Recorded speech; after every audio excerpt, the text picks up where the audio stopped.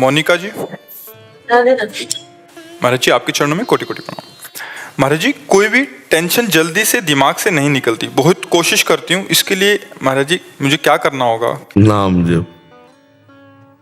खाली दिमाग तो गंदगी ही तो भरेगी।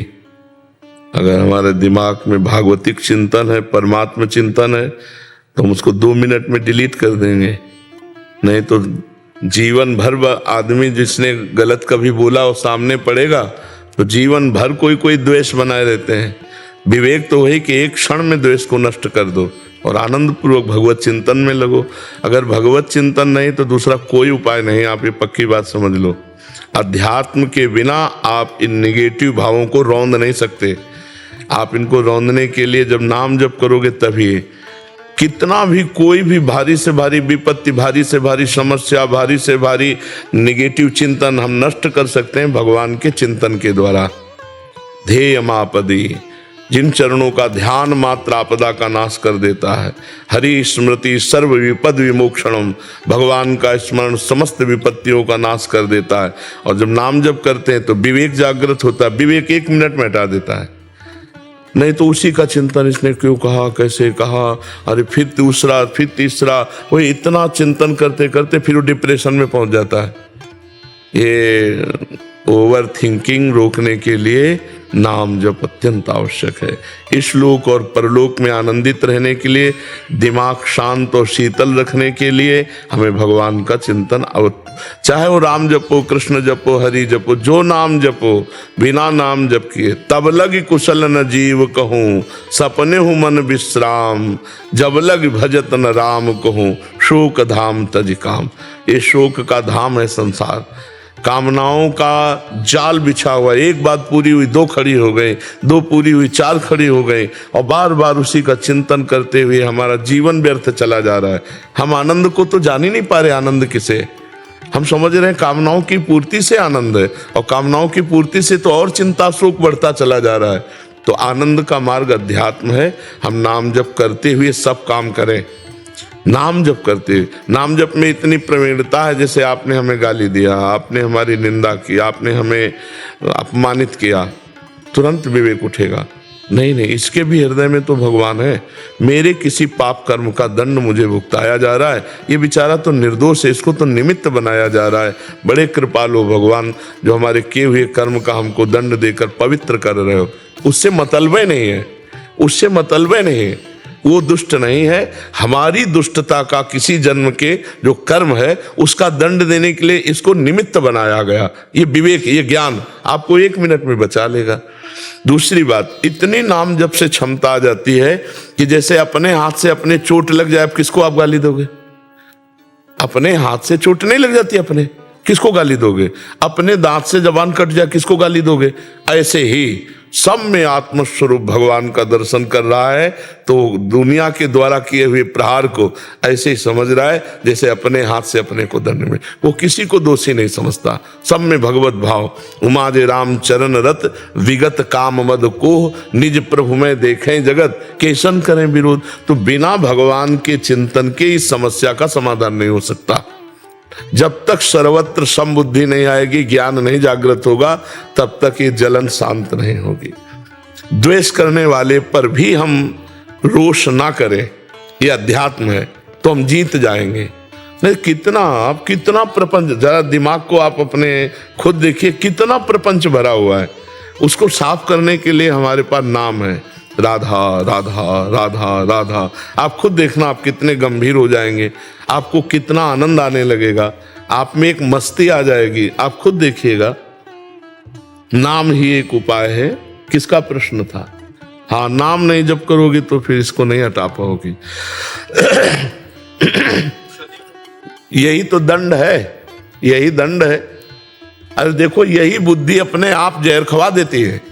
अपने हाथ से आदमी जहर खाता है, अपने हाथ से फांसी लगा लेता है, अपने हाथ से शूट कर देता है। ये वही बुद्धि है जो भगवान से विमुख हुई, संसार में सुख खोजने गई, और जब उसको कुछ नहीं मिला, धोखा मिला, या उसका निर्णय ठीक नहीं हो पा रहा, तो सोचता है यार अपने को ही खत्म कर दो। ये है बुद्धि। ये देखो ना, कितनी घटनाएं ऐसी घटती हैं। तो इसलिए हमें लगता है सबको नाम जपना चाहिए।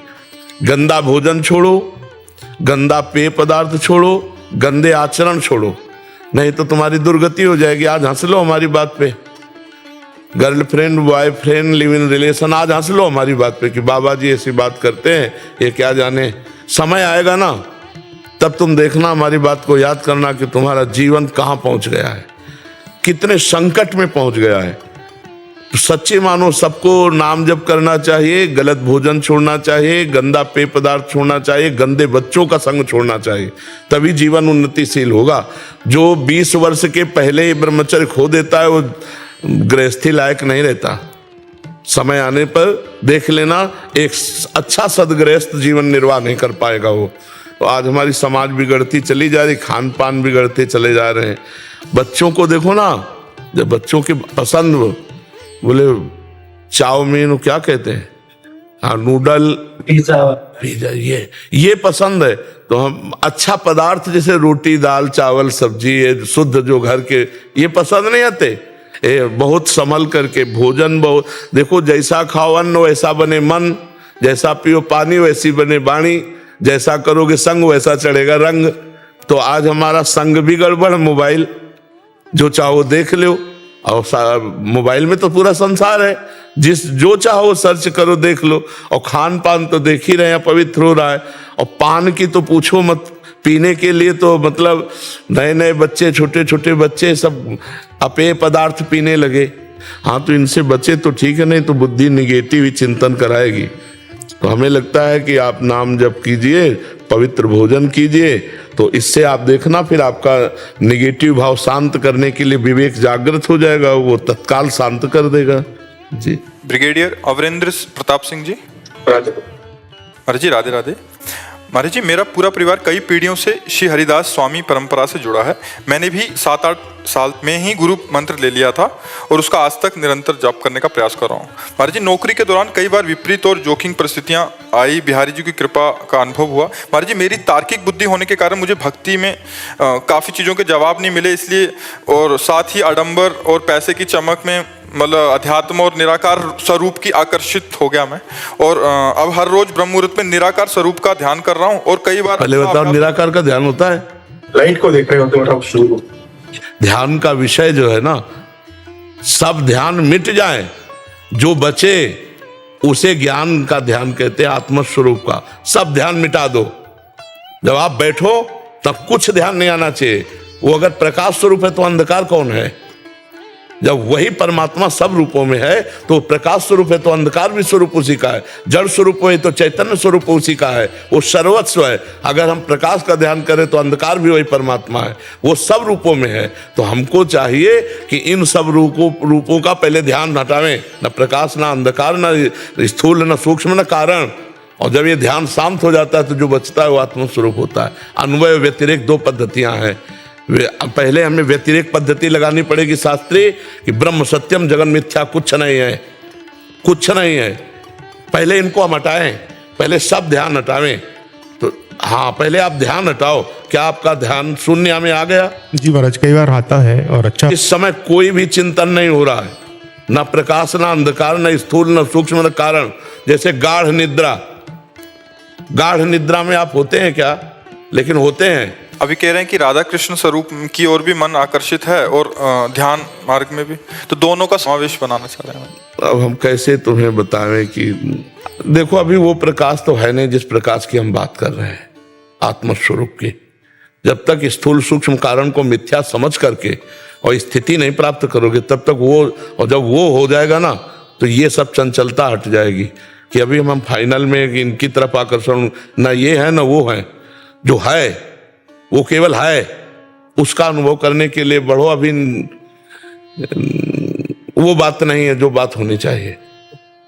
आप स्वीकार करते हो? जी महाराज। तो आप, ये स्थूल 5 भौतिक शरीर है, इसके अंदर सूक्ष्म शरीर है, मन बुद्धि चित्त अहंकार, 5 ज्ञानेंद्रियां, 5 कर्मेंद्रियां, इसके भी अंदर अनंत जन्मों के संस्कारों का बना हुआ कारण शरीर जो स्थूल का निमित्त बना है। इन तीनों को विध्वंस किए बिना अपने चिंतन में, इनका बिल्कुल विध्वंस, इनसे बिल्कुल संबंध खत्म, साक्षी, तो जो बचता है वो है, आत्मस्वरूप है। अभी ना तो उस है का अनुभव है और ना श्यामा प्यारी कुंज बिहारी का अनुभव है।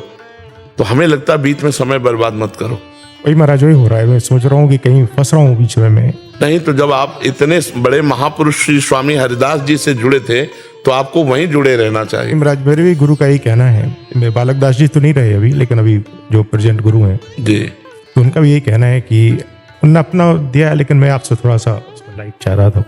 मतलब इनको अभी थोड़ा सा द्वंद्व है कि ये बीच में वैसे हो गए थे कि निराकार स्वरूप का ध्यान, और अभी फिर से इधर आना चाहते हैं। निराकार स्वरूप हमें है, हमने जो आकार पकड़ा वही आकार पकड़ लिया। कर्मा के अनुसार मनुष्य शरीर बना, हम मनुष्य पुरुष मान रहे हैं अपने को, स्त्री मान रहे हैं अपने को। हमारा क्या स्वरूप है आप बताओ, क्या स्वरूप है? आपको कितने साल हो गए इस शरीर में रहते? 61 साल हो गए हों। 61 साल में 1 मिनट अपने से मिले हो तो हमें बताना। 61 साल में 1 मिनट अपने से मिले हो?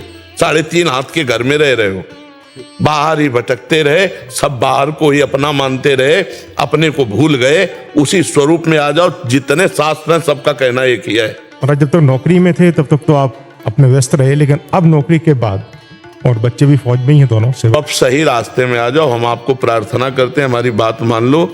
जो नाम स्वामी जी महाराज के पंथ से मिला है उस नाम को जपो, श्यामा प्यारी कुंज बिहारी का, और आश्रित हो जाओ। आश्रित हो जाओगे तो वो मामे ये प्रपद्यन्ते माया में ताम तरंती थे। नहीं तो ये मन की चाल को आप अगर साधक हैं तो जानते हैं कि एक क्षण में आकाश में बैठा मिलेगा शुद्ध, और दूसरे क्षण में नाली में गिरा मिलेगा। इसका कोई भरोसा मन का नहीं है। जब तक भगवत साक्षात्कार ना हो जाए तब तक इस मन का भरोसा नहीं है।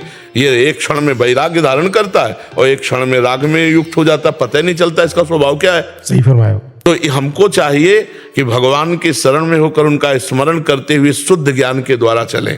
तो हमें सहारा है भगवान का, वही हमारी आत्मा है, दो नहीं है। मानी संख्या से सवाल हल हो जाएगा। स्कूल में जब पढ़ते थे तो मानी संख्या से सवाल हल किया जाता था। आज भी पढ़ाई में ऐसा होता होगा, मानी संख्या इतनी तो सवाल हल हो जाए। तो मानी संख्या गुरुदेव ब्रह्म, मानी संख्या राधा कृष्ण ब्रह्म, मानी संख्या स्वामी श्री हरिदास जी। अब यहां से शुरू करो और उनकी शरण में होते हुए तो इतनी तन्मयता हो जाएगी कि आपका विस्मरण हो जाएगा, वही केवल बचेंगे। सवाल हल तभी माना जाएगा जब एक बचे। चाहे ज्ञान से आओ, चाहे भक्ति से आओ, चाहे योग से आओ, पूरी सृष्टि में एक ही बचे। चाहे वासुदेवा स्वरमित, चाहे जड़ चेतन जग जीव जत सकल राम में जान, चाहे सर्वम खलमिदम ब्रह्म, चाहे ईशावास्यमिदम सर्वम यत् किंचे जगत्याम जगत, किसी भी तरह से आओ एक। तो सही ढंग से लगो। बहुत कृपा है भगवान की कि आप परमार्थ में लगे हो, पर उसको दुचित मत रखो। दुचित कब हो, परितोष न लाए। हमारा स्वरूप ही निराकार है। परमात्मा के स्वरूप की तो जाने तो हमारा स्वरूप ही निराकार है। हम जिस आकार को पकड़ते हैं उसी में बंध जाते हैं। नहीं तो हमारा स्वरूप क्या है आप कोई बतावे।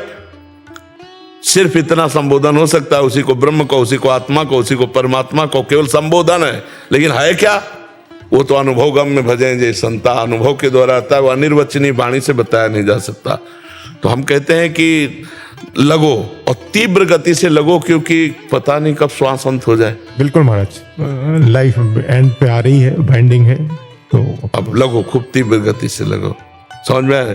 आप जी क्या कह रहे थे? मम्मी के कहने पे आज वैसे विशेष दिन है, आपकी कृपा से आज आपके दर्शन तो हुए, लेकिन आज का दिन मम्मी का है जिन्होंने मुझे जन्म दिया है, उनका जन्मदिन है। तो कल उन्होंने कहा था कि कल विशेष स्नान होता है, तो उन्होंने कहा स्नान करने जरूर जाना यमुना जी के। तो हम रात को करीबन जब वहाँ से तलहटी से आए और समय मिला तो वहाँ गए, तो वहाँ सबसे बोला कि यहाँ पे कोई सफाई भी कर रही थी अभी, यहाँ लेडी और महाराज भी हैं, सब है। तो सब कह रहे कि यहाँ तो कोई नहीं है। अब मुझे मेरी सफारिया है, उनको दोनों को दर्शन हुए, कोई और भी नहीं। जैसे मेरे साथ आया है ये भी हाल, उनसे बोला कि आपने देखा? बोले किसी ने देखा। हम दोनों कह रहे कि हमको तो नजर आई। तो ऐसा लगा साक्षात यमुना महारानी के दर्शन हुए कल। यहाँ तो दिव्य सहचर्या भगवान का दिव्य धाम है। यहाँ तो कुछ भी दिव्यता हो सकती है, या तो कोई आश्चर्य की बात नहीं है। ये तो बहुत दिव्य धाम है वृंदावन। यहाँ तो प्रिया प्रीतम विराजमान है, अनंत सहचरियाँ हैं। कौन सहचरी यमुना जी की सेवा में थी, कौन क्या कर रहे, पता नहीं कौन सी शक्ति कहाँ विचरण कर रही है। तो धाम है ना प्रभु का। हमारी दृष्टि हो तो हम पहचानना शुरू कर दे। जी मुकेश अग्निहोत्री जी, राधे राधे महाराज जी। महाराज जी, आप उप मुख्यमंत्री हैं हिमाचल प्रदेश के। महाराज जी, आप कह रहे हैं कि आपकी पत्नी की अकाल मृत्यु हो गई थी, बट एक दिन पहले आपसे मिलने की उनको तीव्र इच्छा थी और बहुत प्रयास भी किया, बट मिल नहीं पाए, मतलब वहीं से। महाराज जी, उनके अंतिम इच्छा को पूरी करने के लिए आप आए हैं महाराज जी। हाँ, धन्यवाद है। हमें लगता है कि एक श्रीमद् भागवत का पाठ करवा लेना, मूल संस्कृत का पाठ भागवत का करवा के संकल्प करके अपनी पत्नी को दे दीजिएगा। तो मूल संस्कृत के पाठ से क्या है कि अकाल मृत्यु में जहां भी जो भी गति होगी उसमें उन्नति हो जाएगी, क्योंकि भागवत इतनी समर्थ है कि धुंधकारी प्रेत बन गया था, फिर भी उसे भागवत ने भगवत स्वरूप प्रदान करके परम पद दिया। विमान आया था गोकर्ण जी के सामने, तो हमको लगता है कि तस्मात् शास्त्रम प्रमाणम थे, तो अगर उनकी इच्छा की पूर्ति तो उनकी सदगति की भी पूर्ति करवा दीजिए। अगर आपको समय मिले तो 7 दिन स्वयं बैठकर सुनिए, और नहीं समय मिलता तो पुत्र या किसी को भी बैठाल दीजिए, और उत्तम जो संस्कृत के ज्ञान से परिपूर्ण है और जो विश्वास पूर्वक पूरे अध्यायों का पाठ कर सकते हैं, तो उनको उचित दक्षिणा दे करके पूजन करके 7 दिन अगर भागवत का पाठ हो और वो संकल्प करके उस जीवात्मा को दिया जाए जो आपकी पत्नी बन के आए, परम मंगल हो जाएगा। आप ऐसा कर लेना। शायद भगवान ने इसीलिए आपको भेजा होगा कि उसका मंगल हो जाए। हाँ, जीव का मंगल होना, भगवान की लीला कथा और भगवान के भक्त, यही है जहाँ से मंगल होता है। यदि भक्त मिल गए तो भगवान की लीला कथा सुनने को मिल गई तो मंगल हो गई, और भगवान का नाम, ये सब मंगलमय है। तो अनुष्ठान भागवत का करवा लीजिएगा 7 दिन के लिए, और संकल्प करके पत्नी को दे दीजिएगा। विजय उपाध्याय जी, चंडीगढ़ से। महाराज जी, आपकी आज्ञा अनुसार श्री स्वामी राम सुखदास जी महाराज जी की गीता जी की टीका का अध्ययन का अवसर मिला। महाराज जी, उसमें एक वाक्य में कहा है, एक श्लोक के अर्थात में, कि साधक को सुख दुख का भोग नहीं करना चाहिए, प्रस्तुत सुख दुख का सदुपयोग करना चाहिए। तुम इसे समझ नहीं पा रहे क्या? सुख दुख का भोग करना मतलब सुख दुख में फंस जाना। और सुख दुख किसको प्राप्त होता है? आत्मा को थोड़ी प्राप्त होता है। ये अंतःकरण धर्म से है, ये मन को है। अगर सुख का भोग करोगे, दुख का भोग करोगे, तो इसी में फंसे रहोगे। सुख दुख से परे जो सच्चिदानंद परमेश्वर है, उसके सुख को तो पा ही नहीं पाओगे। सुख दुख 2 कर्मों के फल से आता है। पुण्य फल से सुख आता है, पाप का जो फल आता है वो दुख आता है। तो हम केवल इतना ही भोगने के लिए पैदा हुए हैं क्या? हम कोई पशु थोड़ी हैं। पशु सुख दुख केवल भोगता है। हमारे पास सुख आएगा तो हम 4 को बांट देंगे, और दुख आएगा तो गंभीर होकर के नाम स्मरण करते हुए उस पर विजय प्राप्त करेंगे। जो दुख भोगने का मतलब है उसमें लीन हो जाना। जैसे कोई पराजित हो जाता है इतना दुख में कि वो अपने शरीर को भी नष्ट करने की सोच लेता है, वो दुख का भोग करने लगा। सुख आया, इतना फूल गए, नाच रहे हैं, इतना उद्दंडता कर रहे हैं, नहीं, गंभीर रहो। सुख आया है, 4 को बांट के खाओ। दुख आया है, नाम जप करते हुए गंभीर होकर उसको पार कर जाओ। जैसे दिन है तो रात आएगी, फूलो मत। रात है तो निराश मत हो, दिन आएगा। ऐसे ही सुख दुख का चक्र चल रहा है, और आप चक्र से मुक्त होना चाहते हैं तो सुख दुख का भोग मत करो, परमात्मा स्वरूप में चित्त को लगाओ। अगर सुख दुख का भोग करोगे तो परमात्मा का चिंतन हो ही नहीं पाएगा। तो हम सुख में अगर फूलेंगे तो प्रभु को भूल जाएंगे, अभिमान आ जाएगा। मैं धनी, मैं विद्वान, मैं अमुक अमुक अमुक, नष्ट हो जाएगा। दुख में अगर हम डूबे तो प्रभु को भूल जाएंगे, हम अपने को बड़ा हे समझकर अपने जीवन को बर्बाद कर लेंगे। सुख और दुख दोनों से हम साक्षी भाव से देखें उसको। सुख आया बांट देते हैं और आनंद मगन रहते हैं, और दुख आया तो आनंद स्वरूप परमात्मा में चित्त लगाकर उसे भोग लेते हैं। देखो, कहीं आपको जलाया जाए, कष्ट दिया जाए तो आपको अच्छा लगेगा क्या? नहीं लगेगा ना। लेकिन जिन महापुरुषों ने सुख दुख का त्याग कर दिया, वो कह रहे हैं, तेरा किया मीठा लागे, हरि नाम पदारथ नानक मांगे। श्री गुरु अर्जुन देव जी के वचन है। तपते हुए तवे पे बैठाल दिए गए, ऊपर से तप्त बालू डाली जा रही, और वैसे मुस्कुरा रहे हैं जैसे फूलों की वर्षा उनके ऊपर हो रही हो। तेरा किया मीठा ला। अब आप सोचो, परमात्मानंद में जो मगन है तो इतना बड़ा दुख कि सोचकर हृदय कांप जाता है। लाल लोहे का तवा उस पे बैठाल के ऊपर से तप्त बालू डाली जाए और कितने कितने कष्ट दे खौलते हुए उसमें, लेकिन मुस्कुराहट उनके रहे, क्योंकि परमेश्वर के सुख में, परमात्मा सुख में वाहे गुरु वाहे गुरु वाहे गुरु, बस इतना ही तेरा किया मीठा। मतलब कैसी स्थिति है महापुरुषों की, कैसी स्थिति है। यहाँ थोड़ी प्रतिकूलता मिले तो भक्ति में संशय होने लगता है।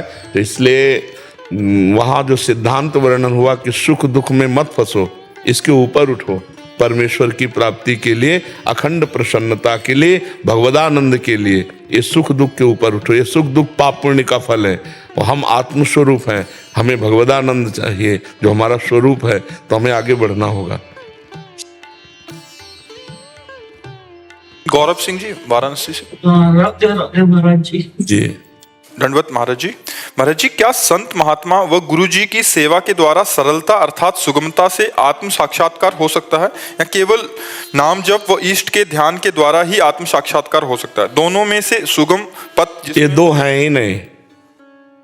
गुरु अगर अपनी सेवा में, शरीर सेवा में लगे हैं तो हमें फिर अन्य कोई साधन की तरफ देखना नहीं है। अगर गुरु की आज्ञा है कि आप नाम जप करो, आप वाणी पाठ करो, आप समाज सेवा में रहो, तो हम गुरु की ही सेवा में हर समय चाहे जहाँ रहें अपने गुरु की सेवा में हैं, क्योंकि हम गुरुवाणी के अनुसार चल रहे हैं। गुरुवाणी का आदेश है नाम जप करो, साधु सेवा करो, सब समाज में रमा हुआ कण कण में जो राम है उसी को देखो। तो हम गुरु की ही तो सेवा कर रहे हैं, हम अपने गुरु की ही तो आज्ञा का पालन कर रहे हैं। सेवा का मतलब केवल हाथ पैर दबाना नहीं है। सेवा का मतलब है गुरु के वचन, अगर वो कह रहे हैं कि हमारे हाथ पैर दबाओ तो फिर हमें और कोई भजन की जरूरत नहीं, उस समय हम उनकी आज्ञा पे तत्पर हैं। अगर वो कह रहे हैं जाओ दूर गेट पे खड़े हो जाओ, वहाँ तो हम खड़े हैं, तो हम गुरु की सेवा में खड़े हैं। जाओ पादुका सबकी साफ करो, तो हम बिल्कुल गुरु की पादुका साफ कर रहे हैं, गुरु सेवा में है। ऐसा जो भाव रखता है वो गुरु सेवक कहलाता है। पूरा विश्व हमारे गुरु का है, और जहाँ हमें सेवा दे दी, जैसे हम अपने परिवार की सेवा करते हैं, हम गुरु की सेवा कर रहे हैं, उनकी आज्ञा के अनुसार चले। कुछ लोगों ने ऐसा केवल समझा कि उनके कपड़े धो देना, उनके पैर दबा देना, उनको रोटी खिला देना यही सेवा है। हम कह रहे हैं ये सेवा का एक अंग है। अगर आप गुरु की आज्ञा ना मानो और गुरु के पैर दबाओ तो इससे गुरु प्रसन्न नहीं होंगे। वो जो कह रहे हैं वो बात मानो, बस उनकी आज्ञा। हम तो इतना समझा है कि आज्ञा अपने साहब की पालन करें, इससे बड़ी कोई सेवा नहीं। अगर साहब दूर देश में हमको रखते हैं तो भी हमारे पास ही साहब हैं, और अगर साहब के नज़दीक हैं और उनकी आज्ञा को उल्लंघन करते तो बहुत दूर हो, साहब को नहीं पहचान पाओगे, अपने प्रभु को नहीं पहचान पाओगे। समझ पाए बच्चा? सरलता पूर्वक भगवत प्राप्ति होती है आज्ञा। आज्ञा समन सुसाहिब सेवा। अब जो ही कहें करें हम सोई, आयस लिए चले निज दासी, मन क्रम वचन त्रिशुद्ध सकल मत हम श्री हित हरिवंश उपासी। हमारी वाणी जी में कि जो हमारे गुरुदेव आज्ञा करते हैं बस उसी के अनुसार हम चलते हैं, हम उनकी दास हैं। उनकी आज्ञा के बिना हम मन वचन कर्म से कुछ भी नहीं कर सकते। हम मन से वही सोचेंगे जो गुरु आज्ञा है, वाणी से वही बोलेंगे जो गुरु आज्ञा है, शरीर से वही करेंगे जो गुरु आज्ञा है। हो गया, वो परमेश्वर को प्राप्त हो जाएगा, परमात्मा को प्राप्त हो जाएगा। गुरु चरण रज क्या है? उनकी दासता। उनकी दासता क्या है? उनके वचन जो उन्होंने आज्ञा करी, ये बात समझना होगा। जैसे अपने यहाँ गुरुजनों ने कहा ग्रंथ साहब को ही गुरु माना जाए, तो ऐसे ही जितने हमारे गुरुदेव हैं उनकी वाणी ही हमारा मार्गदर्शन है, वही हमारी गुरु सेवा है। अगर ये बात ना मानी तो मुझे लगता है इन सब बाहरी बातों से वो बात नहीं आती जो आनी चाहिए। गुरु वही है जो सब में परमात्मा को देखता है, सब में परमात्मा को देखता है। देखो ना, मारने वालों में भी वो अपने प्रभु को देख रहे हैं। आपको बात माननी पड़ेगी, आपको चलना पड़ेगा, आपको भजन करना पड़ेगा, गंदी बातें छोड़नी पड़ेंगी, गंदा भोजन छोड़ना पड़ेगा, अच्छे आचरण में आओगे तब बात बनेगी। तब कहा जाता है गुरु कृपा, वाहे गुरु बहुत कृपा। हम श्रद्धा और विश्वास का ये व्यवहार दिखाते हैं। असली बात है गुरु की बात मानना। एक बार एक गुरु जी के शरीर में बहुत दर्द था, तो शिष्य से कहा बेटा पैर से चढ़ के दबा दो। तो उन्होंने कहा अरे गुरु जी हम ऐसा कैसे कर सकते हैं, हम कभी नहीं कर सकते। भला तुम्हारे लात मार सकते हैं? बोले जवान में लात मार दिया, शरीर में मारने में क्या था? जब आज्ञा पे लात मार दिया, शरीर पे क्या था? अच्छा, दूसरी बात, शिष्य का शरीर समर्पित है गुरु को। अगर गुरु जी कह रहे हैं पैर से चढ़ के दबा दो, तुरंत चढ़ जाते हैं हम, उनको सुख मिलेगा। उनको सुख मिले तो उनका जीवन है, उनके लिए जीवन है। पर यह बात समझना थोड़ा कठिन होता है। तो हमें लगता है कि गुरु आज्ञा का पालन करे, यही गुरु सेवा, इससे बढ़कर और कोई सेवा नहीं है। जरूरत है गुरु को, आज्ञा कर देते हैं कि हमारे चरण दबाओ तो दबा देते हैं, नहीं तो जो हुक्म है उसके अनुसार हम चलते हैं। हमारा जीवन गुरु आज्ञा पे है तो हम गुरु सेवा में हैं। समझ पाए बच्चा? अनिल कुमार तिवारी जी। श्री हरिवंश महाराज जी। महाराज जी, प्रकृति राज्य के विकारों में मन को जाने से कैसे रोकें महाराज जी? परमात्म चिंतन के द्वारा। जब हम, भगवान ने कहा अभ्यास और वैराग्य के द्वारा चंचल मन को स्थिर किया जा सकता है, तो अभ्यास नाम जप का। नाम श्वास दो बिलक चलत हैं, इनको भेद न मोह को भावे, श्वास नाम नाम ही श्वासा, नाम श्वास को भेद मिटावे। अब साइड में विषय चिंतन करता है मन, तो वो करता नहीं है, उसमें जो विषय भरा हुआ वो निकल रहा होता है। जब हम नाम जप कर रहे होते हैं, मंत्र जप कर रहे होते हैं, वो डिलीट हो रहा है, वो नष्ट हो रहा है। हम अधिक से अधिक नाम जप करें और वैराग्य, जो बाह्य भोग है और जो आंतरिक मन हमें भोग दिखा रहा है, उससे हम बचते रहे, साक्षी भाव से रहे। ना बुरा माने ना अच्छा माने। अच्छा माने तो राग हो जाएगा, बुरा माने तो द्वेष रूपी संस्कार बन जाएगा, दोनों में वो रुक जाएगा। और राग द्वेष नहीं किया तो वो नष्ट होता चला जाएगा। और फिर जब मन निर्मल हो जाएगा तो मन में ही परमात्मा का साक्षात्कार हो जाएगा। मन ही भगवान है, इंद्रियों में मैं मन हूं। जहां निर्मल मन हुआ सो भगवत साक्षात्कार हो गया। निर्मल मन जन सो मोहि पावा, और मोहि कपट छल छिद्र न भावा। तो खूब परमात्म चिंतन, भगवत चिंतन किया जाए, ऐसा अव्यावृत भजना, अखंड भजन, तद विस्मरणेन परम व्याकुलतेति। अगर थोड़ी देर के लिए भी नाम छूटे तो हम ऐसे व्याकुल हो जाए, जैसे मछली को जल से अलग करो तो तड़पने लगती है, तब जाकर विषय चिंतन नष्ट होता है। पहले विषय चिंतन नष्ट होगा, फिर विषयों के द्वारा जो अनंत जन्मों में हमसे पाप हुए वो सब भस्म होंगे, तब भगवत साक्षात्कार हो जाएगा। जिसे संचित कर्म कहते हैं वो सब भस्म हो जाते हैं जो निरंतर भजन करता है। नाम कीर्तन, नाम जप, गुरुवाणी का अपने अनुसरण, जो वाणी है उसका गायन श्रवण, ये सब हृदय के मल का नाश करने वाले हैं। बस निरंतरता रहनी चाहिए। सातों दीर्घ, पातंजलि जी कह रहे हैं, सातों दीर्घ काल निरंतर सत्कार सेवितो दृढ़ भूमि। दीर्घ काल, लंबे समय तक आदर के सहित निरंतर नाम जपा जाए तो दृढ़ भूमि, हृदय एकाग्र पवित्र हो जाता है और नाम स्वतः चलने लगता है। जैसे हम श्वासें चला नहीं रहे, ऐसे ही नाम उसमें श्वासों के साथ चलने लगता है, फिर वो सिद्धों की कोट में आने लगता है। पर ये है कठिन ना, नाम जप करने के लिए अंदर ही अंदर देखो तो मन में इतनी गंदगी भरी को जब निकलती तो लगता है तो पहले नहीं था। जब हम नाम जप नहीं कर रहे थे तब इतना नहीं था जितना आप नाम जप कर रहे हैं। पर उस समय समझो वो डिलीट हो रहा है, वो नष्ट हो रहा है। नाम जप करते हुए जो गंदगी बात आती है ना, वो सब नष्ट हो रही, गंदी बातें नष्ट हो रही है। तो मौका पता नहीं कब मिलेगा। गुरु नानक साहब ने बोला, पवन गुरु पानी पिता माता तरतम हत। पवन गुरु है, पानी पिता है, धरती हमारी माता है। जी जी। पर हम इसको इतना विशैल कर चुके हैं। मैं तो पंजाब से आया हूँ जी जी। तो हमारी तो पंजाब की धरती पे बड़ा अच्छा था, पर अब माहौल इतना जहरीला हो गया है जी। इसके बारे में हम मार्गदर्शन करें। इसमें क्या है कि हम इतने वासनाओं से युक्त हो गए कि हम प्रकृति को दूषित करने लगे हैं। अपनी वासनाओं के खेल से ही ये सब प्रकृति दूषित हो रही। जहां देखो रुपए के लोभ से वृक्षों को काटा जा रहा है। जो ऑक्सीजन देते हैं, कार्बन ऑक्साइड लेते हैं, वो वृक्ष ही नहीं रहेंगे तो प्रदूषण बढ़ेगा कि नहीं बढ़ेगा? अच्छा, हम जब आपको अभी यहाँ के 26-27 वर्ष पहले कह रहे, वृंदावन में 2-4 गाड़ी दिन में आ जाए तो आ जाए, नहीं यहाँ गाड़ियाँ नहीं आती थी।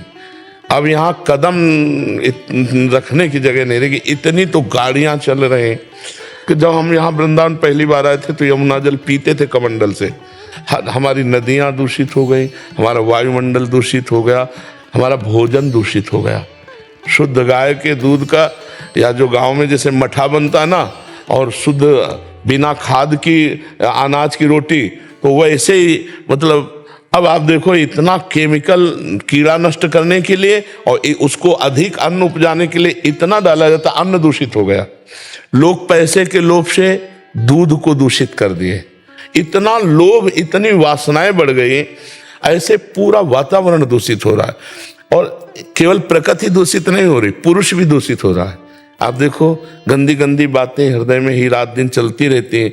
भगवान का चिंतन, अध्यात्म का चिंतन, ये नहीं, कहीं देश के लिए या अपने समाज के लिए या अपने परिवार के लिए, अपने गांव के लिए समर्पण की वृत्ति का चिंतन तो होता नहीं, तो इसलिए पूरा वातावरण बिगड़ता चला जाए। आप देखना कुछ दिन के बाद खेती से अन्न उपजना मुश्किल हो जाएगा।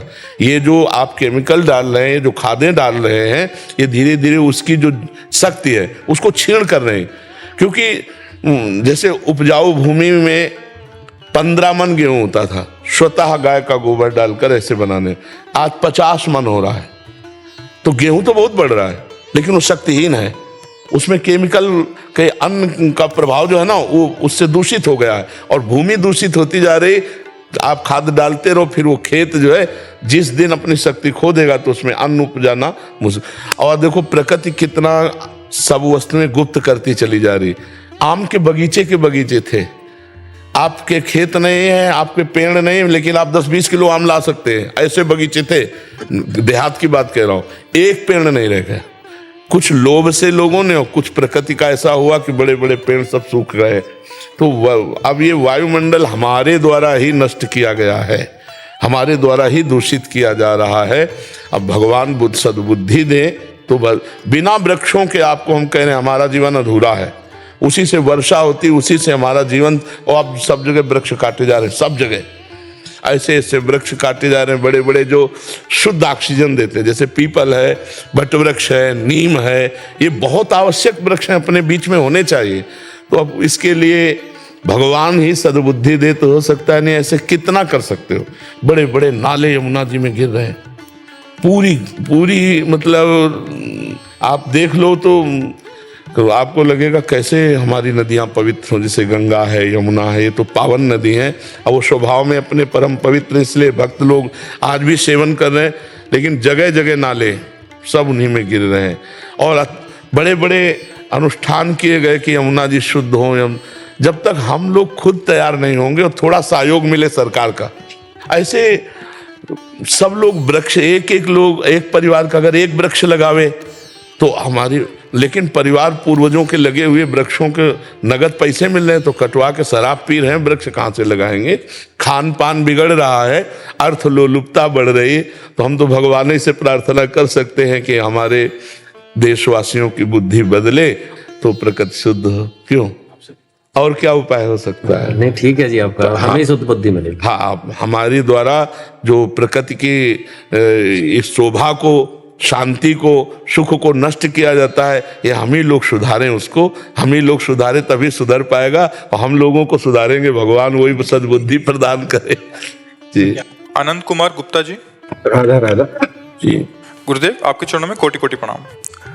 गुरुदेव, हमने आपके प्रवचनों में सुना है कि जो साधक जीवन भर भगवान का नाम लेता है उसके जीवन के अंत समय में मुख से प्रभु का नाम निकलता है। ये प्रश्न मेरी माता जी से संबंधित है। उनकी आयु 78 वर्ष की हो चुकी है। वे एक धर्म परायण पूजा पाठ ही महिला रही हैं। महाराज जी कह रहे हैं कि उन्होंने सारे ग्रंथों का और धामों का यात्रा किया, ये पाठ किया, वो पाठ किया। महाराज जी अब कह रहे हैं कि अभी उनकी उम्र 78 वर्ष हो गई है, बट उनसे अभी कुछ नहीं बन पा रहा। महाराज जी वो अगर हम पूछते भी हैं कि आप क्यों नहीं कर रहे, महाराज जी इस समय में उनका सब कुछ छूट गया। महाराज जी पूरी उम्र भर तो किया, बट हाँ देखो, हाँ एक बात समझो, 2 डिपार्टमेंट है, एक है पुण्य और एक है भगवान का आश्रय लेकर भजन करना। पुण्य आदि की भावना से तीर्थों में जाना, धर्म भावना से पाठ कर लेना, दान पुण्य कर लेना, जल चढ़ा देना, आरती पूजा एक धर्म है। लेकिन आर्त भाव से भगवान की शरण होकर उनका भजन करना, अगर वो किए होती तो इस समय गाढ़ अवस्था भजन की होती। भगवान के सिवा कुछ नहीं। हम सुबह खड़े होते हैं, उनको जानते हैं, 85 वर्ष की होंगी, रोज दर्शन करने आती। जब 2 बजे रात के आते हैं ना, तो हम खड़े होकर उनको प्रणाम करते हैं, रुक करके उनको प्रणाम। हर समय नाम चल रहा है 85 वर्ष के। तो क्या हुआ, हम लोग दान पुण्य इनको और या पाठ आदि को या तीर्थ अवगाहन को हम ऐसा मान लेते हैं कि भगवान की बहुत बड़ी भक्ति है। प्राय लोग अरे बड़े भगत हैं, रोज गंगा नहाने जाते हैं, बड़े भगत हैं, बद्री नारायण होया है। एक गांव की बात, बद्री नारायण गए लेकिन हृदय से कभी नारायण की शरण नहीं हुए, तो उनका शुभ कर्म बनेगा ना कि भजन बनेगा।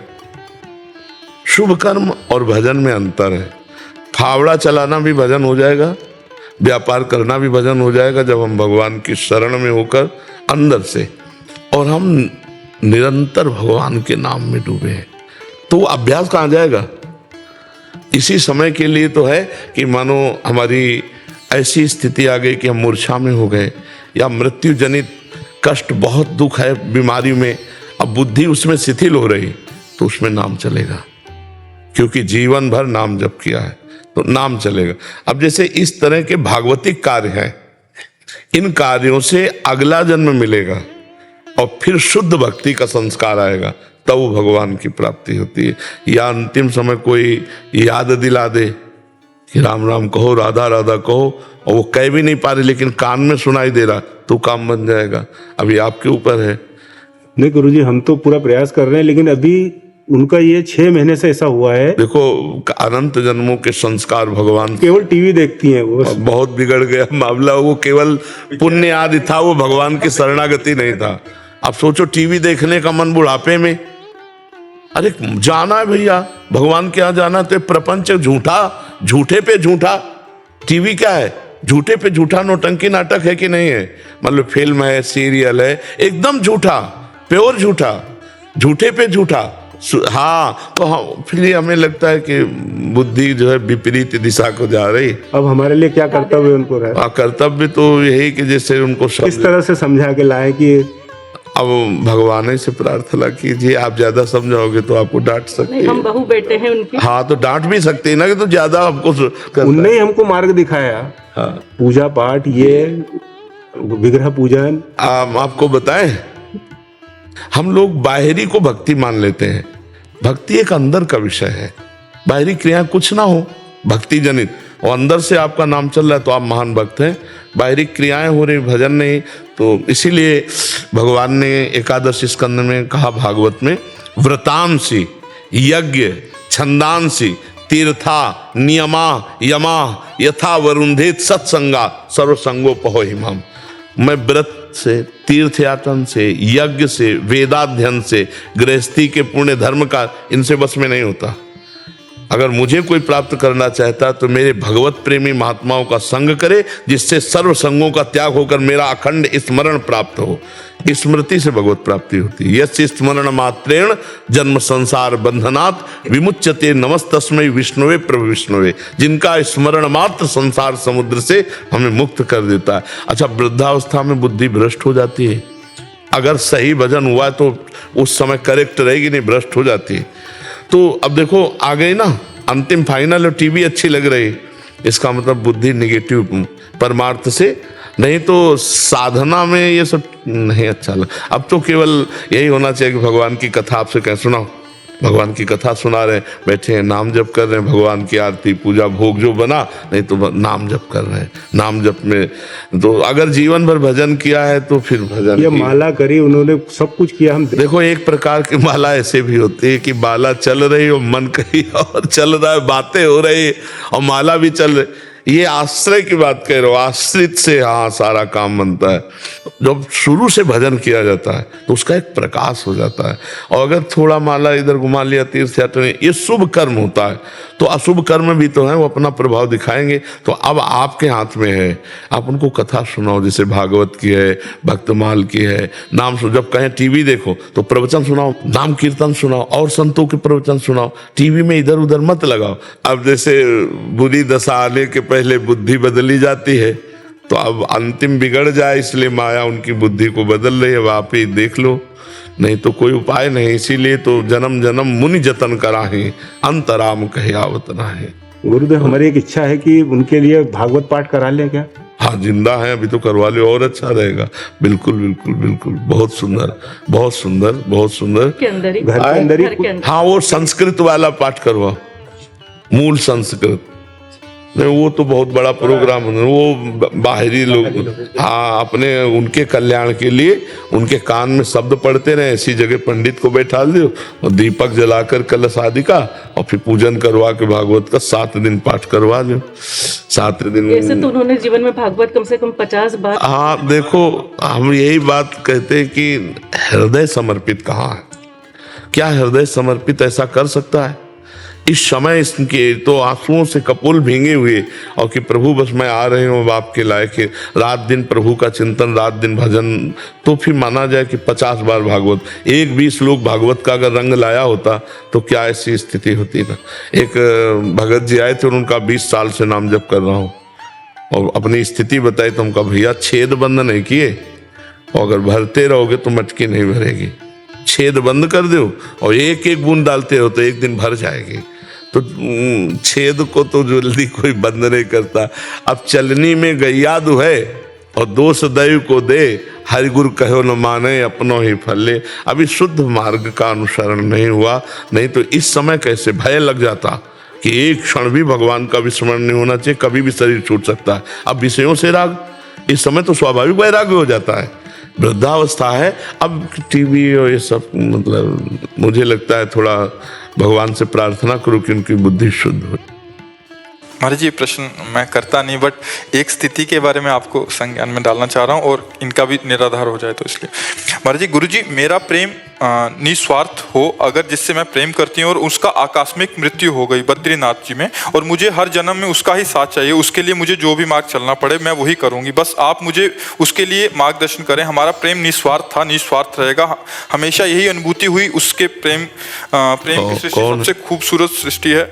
हाँ तो अपने प्रेम हाँ को पुनः तो प्राप्त पाना चाहते। देखो सबके इन ढांचों के अंदर भगवान विराजमान है और कोई नहीं, नाम रूप अलग अलग पुकारे जाते हैं, ये ढांचे हैं। इनमें जो पावर है जैसे माइक, पंखा, हाइलोजन, एसी और लाखों करण हैं, यंत्र हैं, पर बिजली तो एक ही है ना। तो सबके अंदर पावर एक है, परमात्मा। आप भगवान श्री कृष्ण की आराधना करो कि उस शरीर के अंदर आप ही थे। अगर वो शरीर प्रिय होता तो शरीर रख लेते, शरीर किसी को प्रिय नहीं होता, चाहे जितना प्यार शरीर से कर रहे हो उसको नहीं जानते, लेकिन जब वो चला जाएगा तो शरीर पैसा दे के नष्ट करवा दोगे, आग लगवा दोगे। इसका मतलब शरीर से प्यार नहीं कर रहे थे, उसी से प्यार कर रहे थे, परमात्मा से। तो सबके अंदर मूल में परमात्मा ही है। श्री कृष्ण को विराजमान करके आराधना करो कि मुझे जन्म जन्म तुम ही पति रूप में मिलो। वही थे शरीरों का कि वही रूप, वही पांच भौतिक शरीर कभी नहीं। ये हमारे प्रभु का सृष्टि का ढांचा ऐसा बनता है खांचे से कि दोबारा देखने को नहीं मिलेगा। अब बताओ कितने लोग हैं, सबकी आंख और नाक कान और सब अलग अलग पहचाने जाते हैं, और वो असंख्यों लोग और सबका फिंगरप्रिंट अलग ही मिलेगा। यार कितना चमत्कार मेरे प्रभु का है। नहीं तो ये तो नाशवान शरीर है, वही जन्म जन्म मिले क्योंकि वही अंदर थे तुम्हारे पति के, और वो चले गए तो तुमने कहाँ उसको रखा, कहाँ उसको माना, उसको नष्ट कर दिया ना। तो जो उनके अंदर थे वो प्रभु श्री कृष्ण थे, उनको तुम जानती नहीं, उनको तुम मानती नहीं हो। नहीं ये प्रश्न न रहता, ये प्रश्न खत्म हो जाता कि मैं हे परम सुंदर सबके अंदर विराजमान श्री कृष्ण, मैं तो जानती नहीं थी कि तुम ही हो। मैं तो उस ढांचे को अपना प्रिय मान रही थी, अब वो समझ में आ गया कि ढांचे के अंदर तुम छुपे थे। आप ढांचे से प्यार नहीं, बाप से प्यार हो। अभी अन्याल हो जाओ, अभी मंगल हो जाएगा और जन्म जन्म के लिए उन्हीं को प्राप्त हो जाओगी, उन्हीं के धाम जाओगी। पर तुम्हें अगर ऐसी आकांक्षा हो कि वो पांच भौतिक ढांचा हमें दोबारा मिले तो असंभव। ये माया का खेल है, एक बार गर्त में गिरा दिया तो दोबारा खाक में मिलने के बाद वो रूप नहीं मिलेगा, वो फिंगरप्रिंट नहीं मिलेगा, और वो जीवात्मा जो परमात्मा स्वरूप है वो मिल भी जाए तो तुम्हें किसी भी तरह से प्यार नहीं करेगा। ये केवल ढांचे ढांचे का होता है प्यार। जैसे माता पिता हमारे मर गए, अब वो कहीं ना कहीं तो लीला में है भगवान की, उनको हमारी स्मृति नहीं, केवल स्मृति। जैसे पूर्व जन्म में अपने लोग तो आए ही हैं, हमारा तो जन्म कोई पहली बार थोड़ी हुआ है। पूर्व में जैसे छोटा बच्चा है तो आप माँ जब दुग्ध लगाती है तो पीने लगता है ना, किसने सिखाया? पूर्व का अभ्यास है, ऐसे करो, वो रोने लगेगा, मतलब ये ज्ञान पूर्व का है ना उसको। तो हम लोग पूर्व जन्म से चले आ रहे, अब हमारे पूर्व जन्म के लोग अगर परिवार के मिले भी कहीं तो हम पहचानते हैं क्या? न वो हमें पहचानते हैं, न उनको पहचानते हैं। ये मायाकृत मोह छोड़ो, न तुम स्त्री हो न वो पुरुष, तुम दोनों के अंदर परमात्मा विराजमान हो, परमात्मा की आराधना करो और उसी को प्राप्त हो जाओ तो उसी को प्राप्त हो जाओगी जिसको प्राप्त करना चाहती हो। अपने प्रेम का नाम जप कर सकते हैं। मोहांधकार है, भगवान का नाम जप करो। प्रेम तो भगवान से ही करती थी, शरीर से करती होती तो रख लेती ना। हम बार बार तो कह रहे, आपने जाना उस शरीर के अंदर कौन था? तो मान लो ना, फिर क्या है? इन नाशवान शरीरों की क्या आकांक्षा करती हो? सच्चिदानंद जो सबके हृदय में विराजमान, वही कृष्ण, वही राम, वही विविध रूप धारण करता। प्यार करो तो इनसे करो, इनकी बन के रहो, जीवन कृतार्थ हो जाएगा। हमारी सलाह हम तुमको, अब ये तो ऐसे कहते हैं, हाथ में गुदवा लिया, बोले 7 जन्म का बंधन, 7 जन्म, अगले 5 मिनट में तुम्हारी धज्जियां उड़ के तुम कहां पहुंच जाओगे तुम्हें पता नहीं। काल तुम्हारे अधीन नहीं, तुम काल के अधीन हो। ये सब लौकिक वासनाओं की खेल है, शरीरों में आसक्ति होने के कारण। नहीं, एक परमात्मा के सिवा दूसरा कोई नहीं। हमारी बात समझ लो, आप सरल हृदय हैं, आप पवित्र हृदय हैं, इसलिए आपका प्रेम जिसे कह रहे हैं वो खास बात मोह में है, और मोह से प्रेम में आ जाएगा तो फिर आप जिधर देखोगे उधर आनंद सिंधु भगवान ही नजर आएंगे। हमें तो यही लगता है कि अपना प्यारा वही है, और सब कोई उन्हीं से प्यार करता है यार, सब कोई। अगर आपका पुत्र पधार जाए, मान लो पुत्र के अंदर का परमात्मा चला जाए, तो रख लियो आप 10-5 दिन। आप पैसा दे के कहोगे कि अब ले जाओ, वो चला गया। कौन? जिसको जानते नहीं हो, और जिसको जानते हो तुम्हारे आगे पड़ा है। आप समझो, अनजाने में तो परमात्मा से प्यार सच्ची मानो। ये जैसे शरीर चल रहा है ना, तो इसमें नाम रूप लेकर लगता है मैं, वो जो मैं अंदर है वो पावर है, पावर। और हम देखो उस पावर के अंश हैं जो सबसे बड़ा है। तो हम सबके अंदर एक बात रहती कि मैं सबसे बड़ा बन जाऊं, नहीं रहती। चाहे जिस डिपार्टमेंट में हो, बड़े बने, क्योंकि हम बहुत बड़े के हैं, बहुत बड़े के हैं ना अंश। और दूसरी बात, मरना नहीं चाहता क्योंकि अविनाशी के अंश है। तीसरी बात, दुख नहीं भोगना चाहता, सुख भोगना चाहता क्योंकि सुख सिंधु का अंश है। ये भूलो मत, वही श्री कृष्ण सब रूपों में है, वही बद्री नारायण में अपने स्वरूप में लीन हो गए। अब नारायण की उपासना करो, कृष्ण की उपासना करो। हमारी बात मान लो तो, और ना समझ में आए तो उनकी फोटो रख लियो, रोती रहो, मिल जाए तो हमें बता देना। नहीं, आप तो बताइए, मान पे चलेंगे। हाँ, अगर आप श्री कृष्ण से ये कहोगी कि वही रूप रख के आ जाओ तो पक्का आ जाएंगे। दूसरी बात ला, और किसी की सामर्थ्य नहीं है। अगर श्री कृष्ण से रो के कहोगे कि नाथ आप बड़े कृपाल हो, आप वही रूप रख के आओ जिससे हमने प्यार किया था, वही रूप रख करके आपके सामने आ जाएंगे, आपसे संभाषण करेंगे। पर इतना भजन हो, सुमिर पवन सुत पावन नामू, अपने बस करी राखे रामू। जब अपने बस कर लोगी तब ये बात आएगी। और इतना करने के लिए ऋषि मुनि पूरी जात की ताकत लगा देते हैं। तो आप भी ताकत लगाइए, ब्रह्मचर्य से रहिए। अगर आप उसको प्यार करते हैं तो हमारी बात मान लो, देख लो निर्वाह करके। ब्रह्मचर्य से रहना, किसी पुरुष का स्पर्श न करना, नाम जप करना, थोड़ा अन्न खाना, और इसके बाद परमात्मा से कहो कि मैं प्यार करती हूं। वही आपको उसी रूप में आना पड़ेगा और पक्का आ जाएगा, पक्का। हम अपने अनुभव की बात कहते हैं। पधारे हुए महापुरुषों के लिए जब प्रबल आकांक्षा की तो भगवान वही रूप रख करके हमसे मिले आकर के। तो इतना साधन जोर का करो कि अब ये आसक्ति है, अब करो आसक्ति के अनुसार, तो फिर समझ में आएगा। अब देखो, केवल बातों से तो समझ में आएगा नहीं, माया पर विजय प्राप्त करके ही मायापति से हम जो चाहे वो प्राप्त कर सकते हैं। ऐसे नहीं, बहुत कठिन है, बहुत कठिन है। हाँ, प्यार का निर्वाह करना है तो वृंदावन में बैठी ब्रह्मचर्य रहना, जैसे हम जब कह रहे हैं, और नाम जप करना, और प्रभु ही थे वो, और प्रभु से प्रार्थना करना कि जैसे मंजनू से लैला का, और लैला का मंजनू से था ना, तो मंजनू बहुत व्याकुल एकांत में विह्वल था। लैला धनी घर की थी, तो मंजनू भूखे पागल, तो पूरी बाजार में ऐलान करवा दिया कि मंजनू जहां खड़ा हो जो मांगे उसको खवाया जाए। अब ये जब बात दुकानदारों से पता चली कि लैला का आदेश, तो हजारों मंजनू तैयार हो गए, रबड़ी और जलेबी और सब समोसा खाने वाले हजारों। अब वहां हर दुकानदार जो है लंबा पर्चा पहुंचाता, तो उनका मंजनू तो इतना नहीं खा सकता क्योंकि प्रेम में वो विकल रहता है। अरे बोले हजारों मंजनू हो गए। तो लैला ने कहा कि मंजनू की पहचान तो ज्यादा मिनट नहीं लगेंगे, बुलाओ, कह दो कल लैला मिलना चाहती है मंजनू से। तो हजारों मंजनू उसके दर्शन के लिए, और असली मंजनू भी आया कि लैला दर्शन। तो एक चाकू रखी और कटोरा रखे और लाइन से मंजनू आए। तो उन्होंने कहा अपने दिल का खून चाहिए मुझे, दो। तो रबड़ी पीने वाले मजनू तो खसक गए जीतले थे खून, भागे हुआ से। और जब असली मजनू आया तो उन्होंने, लैला सामने नहीं थी, लैला का संदेश था कि अगर तुम मजनू हो तो हमें अपने दिल का खून दो। तो ऐसे उठाया और ऐसे सोई पकड़ लिया कि असली मजनू। खून देने वाला तो असली मजनू कोई बिरला ही होता है, रबड़ी रसगुल्ला खाने वाले मजनू तो बहुत होते हैं।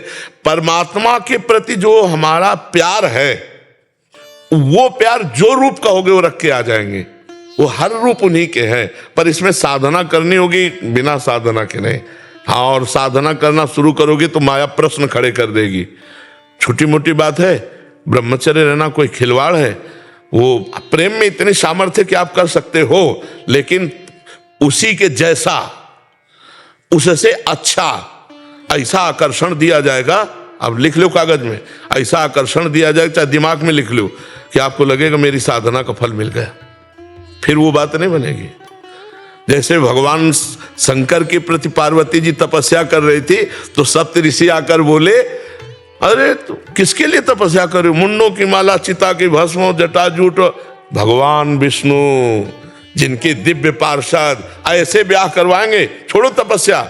तब जानते उन्होंने क्या कहा था? कोटि जन्म लग रगर हमारी, बरौ शंभुनता रहूं कुमारी। करोड़ जन्मों तक तपस्या करूंगी और हर जन्म में यही मांगूंगी कि भगवान शंकर हमारे पति हों, मुझे और कुछ। ये बात ये जिंदगी में रखोगी तब पास हो पाओगी।